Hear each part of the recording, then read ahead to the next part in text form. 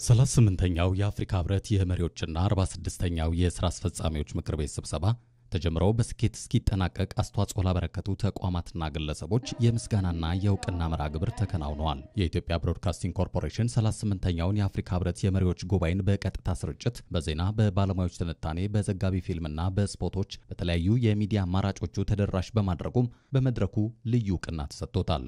የኢትዮጵያ ብሮድካስቲንግ ኮርፖሬሽን በዚህ ዓመት በተለይ በአራት የተለያዩ ቋንቋዎች ከኤዩ እንዲሁም ደግሞ በተለያዩ የሀገር ውስጥ ቋንቋዎች ከኤርፖርት እና ከተለያዩ የኤዩ መሰናዶዎች ሲያገለግሉ ነበር።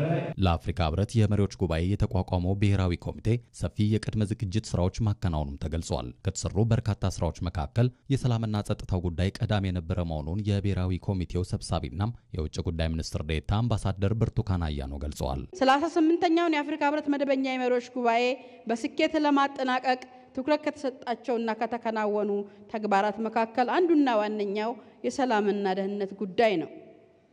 የደህንነትና ጸጥታ ተቋማት በኤርፖርት፣ በስብሰባ አዳራሾች፣ በሆቴሎች፣ በራት ግብዣ ቦታዎች፣ በመንገዶች፣ በገበያዎች፣ በተለያዩ አስፈላጊ ቦታዎች ሁሉ የደህንነትና ጸጥታ ጥበቃ ኮሚቴዎችን በማዋቀር ቀድሞ በመተንተን አስፈላጊውን እርምጃ በመውሰድ እንግዶቻችን በሰላም መጥተው በሰላም እንዲሄዱ ማድረግ የተቻለ ከመሆኑ አንፃር እጅግ በጣም እናመሰግናቸዋለን። ከዚህ ቀደም ከነበረው አሰራር በተለየ መልኩ ሁለት ኮሚቴ በማዋቀር አንደኛው አብይ ኮሚቴ ተጠሪነቱ ለጠቅላይ ሚኒስትር ጽህፈት ቤት፣ ሌላኛው ኮሚቴ ደግሞ በውጭ ጉዳይ ሚኒስትር ዴኤታ የሚመራው ኮሚቴ እንደነበረም ተጠቅሷል። ቀደም ሲል የተከናወኑ ስራዎችና የነበረው ቁርጠኛ የኮሚቴ አባላት ስራው ውጤታማ እንዲሆን ማስቻላቸውን ነው የብሔራዊ ኮሚቴ ሰብሳቢ አምባሳደር ብርቱካን አያኖ የገለጹት። በመሆኑም ለዚህ ሁሉ ስኬት ለተረባረበው ሁሉ ምስጋናቸውን አቅርበዋል።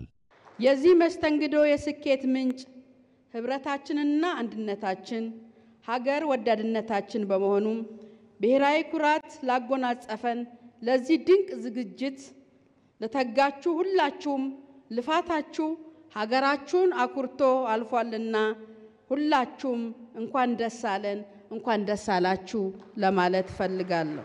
38ኛው የአፍሪካ ህብረት የመሪዎች ጉባኤና 46ኛው የሥራ አስፈጻሚዎች ምክር ቤት ስብሰባ ኢትዮጵያ ከፍተኛ የገጽታ ግንባታ ያከናወነችበት መድረክ እንደነበረም የውጭ ጉዳይ ሚኒስትር ዶክተር ጌዲዮን ጢሞቴዎስ ገልጸዋል። የ38ኛው የአፍሪካ ህብረት የመሪዎች ጉባኤ እና 46ኛው የህብረቱ የሥራ አስፈጻሚ ምክር ቤት ስብሰባ ዝግጅታችን ካሁን በፊት ከተደረጉት ጉባኤዎች በተለየ መልኩ የልማት ትሩፋቶቻችንን በማስተዋወቅ መልካም ገጽታችንን ለማሳየትና ከመቼውም ጊዜ በላይ የአዲስ አበባን የዲፕሎማሲ ማዕከልነትና የኮንፈረንስ ቱሪዝም መዳረሻነት በስፋት ለማስተዋወቅ የተሳካ ስራና ውጤት ያስመዘገብንበት ነው። እንግዶች ቦሌ ዓለም አቀፍ አውሮፕላን ማረፊያ ሲደርሱ ያለውን አገልግሎት ብቻ ሳይሆን በአዲስ አበባ ያላቸው ቆይታ ያማረ ለማድረግ የተከናወኑ ተግባራት አመርቂ ውጤት የነበራቸው መሆኑም ተገልጿል። በመርሃ ግብሩ ላይ የብሔራዊ ኮሚቴ አባላት፣ ከፍተኛ የመንግስት የሥራ ኃላፊዎችና ተጋባዥ እንግዶች ተገኝተዋል።